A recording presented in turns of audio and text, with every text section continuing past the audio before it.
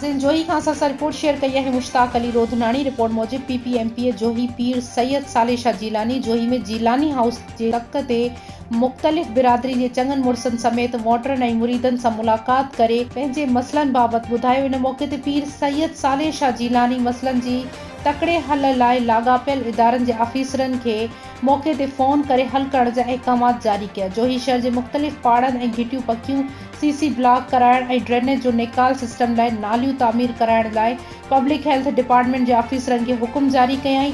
जॾहिं त MPA पीर सैयद साले शाह जीलानी शहर जे मुख़्तलिफ़ बिरादरियुनि जी फोतगियुनि ते संदन तॾे ते वञी फातह ख़्वानी करे ॾुख वंडियो।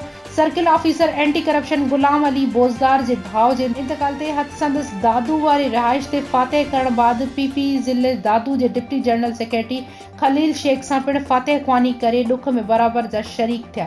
इन मौक़े ते PP जा मुक़ामी अॻवान ऐं उहिदेदार कामरेड गुलाम नबी बाहुटो, कामरेड मीर मुर्तज़ा जमाली, ज़ाहिद लाशारी, आलम खान रोधनानी, शरीफ बिरोही, ज़ुल्फ़कार बुगियो, कामरेड ज़ुल्फ़कार जमाली पिण गॾु हुआ।